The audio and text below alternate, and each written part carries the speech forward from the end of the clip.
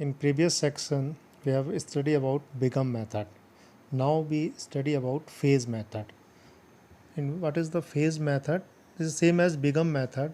The difference is only that in Begum method, if the question is maximum z, objective function is maximum z, then we suppose the value of artificial variable a1 is minus m. If it minimum, then the value of artificial variable is plus m. In same phase method, if the question is objective function is maximum, then we have the value of artificial variable is -1 and minimum then +1. In phase method there are two phase first and phase second. Question simple आपका same वही रहेगा. Choice अगर question पूछता है कि begin या phase particular किसी एक मेथड से करो तब हम लगाएंगे, अदरवाइज बिगम सही है. अगर वो कह रहा है particular use phase method, question कह रहा है use phase method for solving following LPP. हमारे पास क्वेश्चन है minimum z is equal to x1 plus x2 2x1 plus x2 greater than x1 प्लस 7x2 7x1 x2 0. ये हमारा ऑब्जेक्टिव फंक्शन हो गया, ये कांस्टेंट हो गए और ये हमारा नॉन नेगेटिव रिस्ट्रिक्शन हो गया.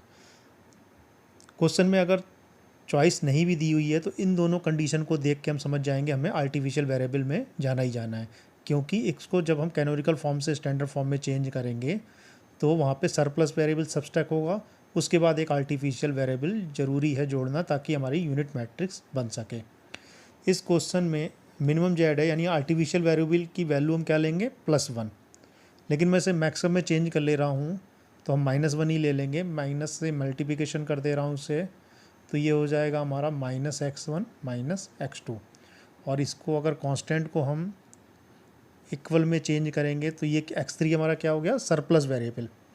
उसके बाद एक आर्टिफिशियल वेरिएबल जोड़ेंगे a1, दूसरे में भी हमें सरप्लस वेरिएबल सब्सट्रैक्ट करना पड़ेगा x4, और दूसरे में भी हमें एक आर्टिफिशियल वेरिएबल जोड़ना पड़ेगा. ये x3 लिया, ये x4, ताकि हमारी यूनिट मैट्रिक्स बनती रहे. एक स्टेप आगे लेते हैं. उसके बाद जो मेन डिफरेंस है फेज मेथड में और बिगम मेथड में, एक तो डिफरेंस ये हो गया m और -1 +1 वाला. दूसरा क्या होता है फेज में मेथड में 2 फेज होते हैं. जैसे फेज फर्स्ट में क्या होता है, जब हम कॉस्ट लिखते हैं, जैसे हम टेबल बनाते हैं B CB XB X1 X2 x3 x4 a1 a2 minimum ratio xb/1. यहाँ पे क्या है a1 और a2. a1 की कॉस्ट कितनी है -1 a2 की भी -1. अगर बिगम होता तो ये क्या कॉस्ट होती है हमारी -m और -m, लेकिन फेज मेथड में हम कॉस्ट क्या लेते हैं -1, क्योंकि ये मैक्सिमम कर लिया हमने इसे. अगर मिनिमम ही लेके चलते तो यहाँ +1 लिखते. फेज मेथड में बस यही चीज़ एक ध्यान देने वाली है, जो हम कॉस्ट ऊपर सीजे लिख रहे हैं ये सारी कॉस्ट हम 0 लिखते हैं केवल आर्टिफिशियल वेरिएबल को छोड़ के. एक बार और मैं आपको बता दे रहा हूँ कि फेज मेथड और बिगम मेथड में मेन अंतर कहाँ से चालू हो रहा है. जब हम फेज फर्स्ट में टेबल बना रहे हैं तो ये जो कॉस्ट होती है x1 x2 x3 बिगम में हम ओरिजिनल रखते थे, हर क्वेश्चन में सिंपलेक्स के हम ओरिजिनल रखते थे. लेकिन फेज मेथड अकेला एक मेथड है जिसमें हम कॉस्ट 0 रख रहे हैं, सिवाय एक्सेप्ट द a1 और a2 आर्टिफिशियल वेरिएबल को छोड़ के बाकी सबकी कॉस्ट हमने 0 रखी है.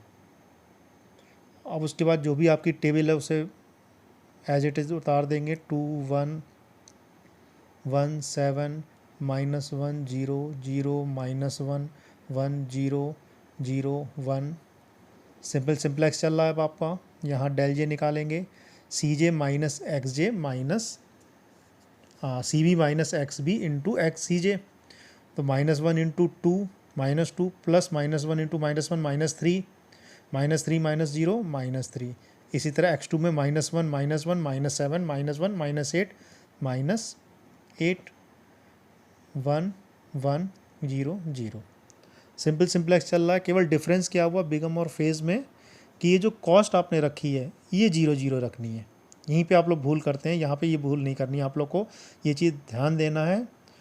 It's make your mind very clear in this topic that the cost of every x1 x2 x3 x4 you have to put the cost x1 x2 x3 x4 0 rather than original cost।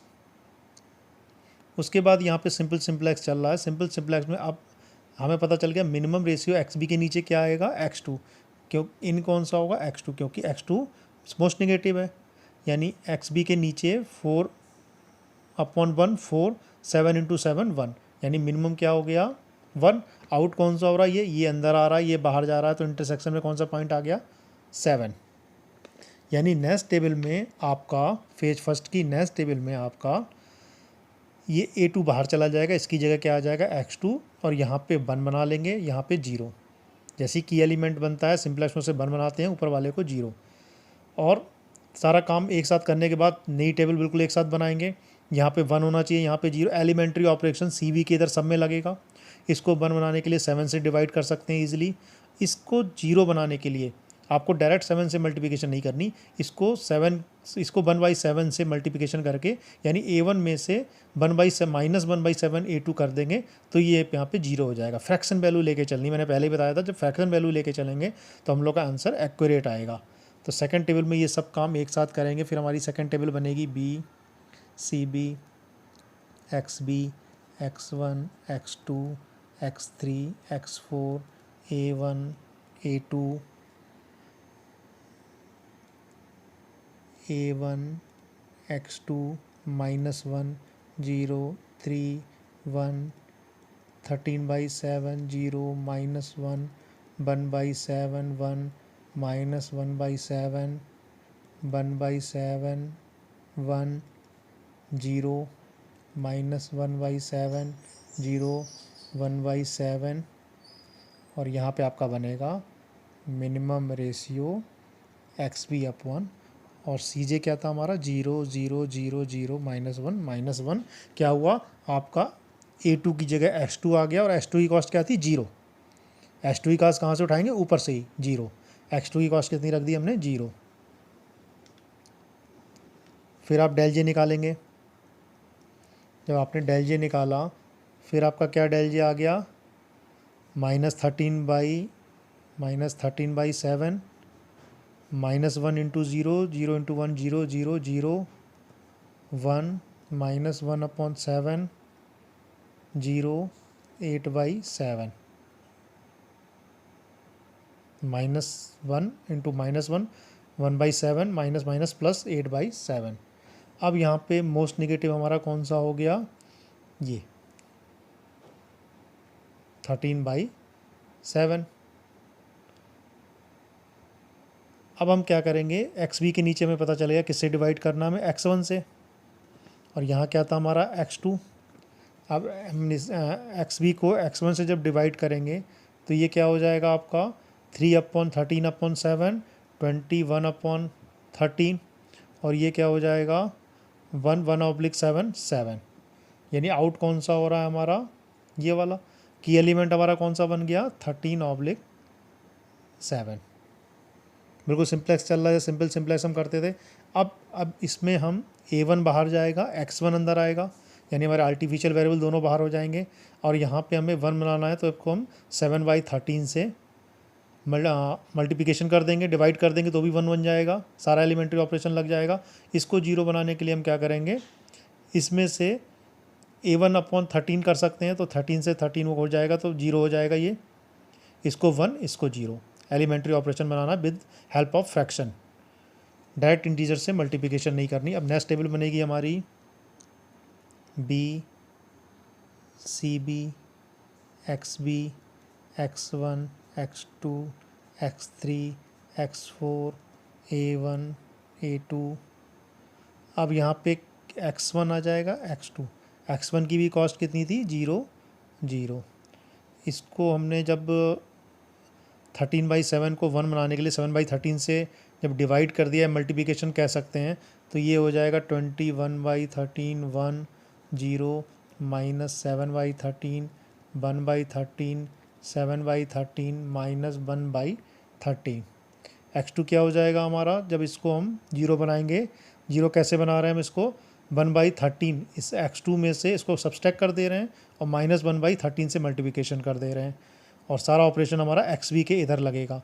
तो यहाँ क्या आ जाएगा 10/13 0 1 1/13 minus 2/13 minus 1/13 2/13 और cost हमारी ऊपर है ही है 0 0 0 -1 और डेल जे हमारा आ गया 0 0 0 0 1 1। डेल जे पॉजिटिव हो गया हमारा, तो यहाँ पे मिनिमम रेशियो वाले टेबल बनाने की हमें कोई आवश्यकता नहीं है।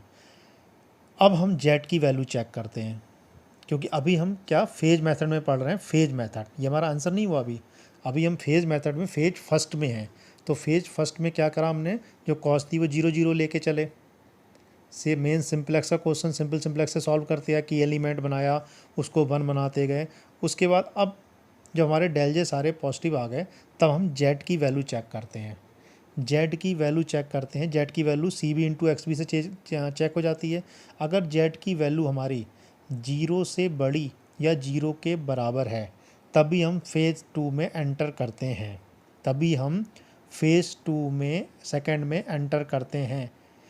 अगर ये जेड की वैल्यू 0 से छोटी है या नेगेटिव है, तो इस क्वेश्चन को यहीं छोड़ देते हैं और लिख देते हैं no solution. Again I clear you, in phase first when you get the value of del j is all positive, you get the answer. In phase first, then you obtain the value of z, you just see the value of z. If the value of z is 0 or greater than 0, then you have to enter in phase second. If the value of z is negative, then you have to write the no solution of this question. लेकिन यहाँ पे z की value हमारी क्या आ रही है, ये 0 के बराबर आ रही है, तो हम यहाँ से पता चल गया फेज़ सेकंड में जाएंगे। फेज़ सेकंड में जाने के लिए हमें ज़्यादा कुछ नहीं करना, हम फेज़ सेकंड में जाएंगे, फेज़ सेकंड हेडिंग डालेंगे और ये जो आर्टिफिशियल वाली टेबल थी इसको हम यहाँ से हटा देंगे। जब आर्टिफिशियल वाली टेबल को हम यहाँ से केवल हटा देना है हमें, बाकी आपका फेज़ सेकंड में कोई काम ज़्यादा नहीं रह जाता। जैसे आप फेज़ सेकंड में गए, उसके बाद आपने क्या करा, आर्टिफिशियल वाली टेबल आपने हटा दी, फेज़ सेकंड हेडिंग डाला, phase second b c b x b x1 x2 x3 x4 x1 x2। अब यहाँ पे फेज सेकंड में ओरिजिनल कॉस्ट भी इसकी ले लेंगे। ओरिजिनल कॉस्ट कितनी थी इसकी, -1 क्योंकि हमने माइनस से मल्टीप्लिकेशन कर दिया था। तो क्या हो गया, -1 0 0। सी बी हमारा कितना है, -1 इनकी कॉस्ट, और ये सेम आपका 10/13 1 0 0 1 -7/13 1/13 1/13 -2/13। फिर इसका डेल जे निकालेंगे, -1 इंटू -1 0 प्लस -1 0 -1 0 6/13 1/13। यानी यहाँ पे भी सारे डेल जे हमारे पॉजिटिव आ गए। एक्स बी के नीचे जो भी आया ये इसका आंसर हो गया। यानी जेड की वैल्यू हमारी कितनी हो गई, -21/13 -10/13 इज इक्वल टू -31/13। ये कौन सी जेड आया, मैक्सिमम जेड। हमने शुरू में माइनस से मल्टीप्लिकेशन किया था, तो यानी अगर मिनिमम जेड चाहिए हमें, तो क्या हो गया 31/13, ये इसका आंसर हो गया। यहाँ पे जब डेल जे पॉजिटिव आ गया तो मिनिमम रेशियो वाली टेबल बनाने की कोई ज़रूरत नहीं थी। तो फेज़ सेकंड में हमने क्या किया, फेज फर्स्ट में जब हमारा डेल जे पॉजिटिव आ गया तो हमने सीधे जेड की वैल्यू चेक करी। जब जेड की वैल्यू हमारी 0 के बराबर या 0 से बड़ी थी, तभी हमें फेज सेकंड में जाना था। यहाँ पे हमारी जेड की वैल्यू क्या आ रही थी, 0 आ रही थी। यहाँ पे हमारी जेड की वैल्यू 0 आ रही थी, तो यानी हम फेज़ सेकंड में गए। जब फेज़ सेकंड में गए तो हमने क्या करा, सी जे की में ओरिजिनल कॉस्ट पुट कर दी इसकी, x1 x2 x3 x4 की जो ओरिजिनल कॉस्ट थी वो पुट करी। पुट करने के बाद जैसे ही डेल जे निकाला पॉजिटिव आ गया। मे भी पॉसिबल किसी क्वेश्चन में हमें एक इटीरेशन और करना पड़े, अगर यहाँ कोई निगेटिव आ जाता है तो हमें एक इटीरेशन फेज सेकंड में और करना पड़े तो हमारा आंसर आ जाएगा। एक्सेप्शनल केस बताया था, अगर ये आर्टिफिशियल वेरिएबल यहाँ नहीं हटता और ये लास्ट तक आंसर तक आता या यहाँ तक आता तो हम क्या लिख देते हैं, नो सॉल्यूशन। तो बिगम और फेज़ में यही अंतर है। बिगम में जो कॉस्ट है वो -m लेते थे और यहाँ पे मैक्सिमम के लिए कॉस्ट हम -1 लिया है। बाकी फेज फर्स्ट में इसकी कॉस्ट 0 0 रखनी है, जो मेन पॉइंट है इसकी कॉस्ट 0 0 रखनी है। फेज सेकंड में फेज फर्स्ट में करते आएंगे क्वेश्चन सिंपल सिंपलेक्स से, और फिर उसके बाद जब डेल जे पॉजिटिव हो जाएगा फेज फर्स्ट में तो जेड की वैल्यू चेक करेंगे। अगर जेड की वैल्यू नेगेटिव आएगी तो वहाँ लिख देंगे नो सॉल्यूशन। अगर जेड की वैल्यू 0 या 0 से बड़ी आ रही है तब फेज सेकंड में जाएंगे, और जैसे ही फेज सेकंड में जाएंगे तो ये आर्टिफिशियल वेरिएबल वाले कॉलम को हम हटा देंगे और केवल ओरिजिनल जो इंटीजर है हमारे उसको पुट करेंगे। उसके बाद डेल जे निकाल के देखेंगे, अगर डेल जे पॉजिटिव आता है तो S for S so good हो जाएगा कि आपका आंसर आ जाएगा, अदरवाइज आपको एक टेबल और बनानी पड़ेगी। ये आपका फेज मेथड था। Thank you.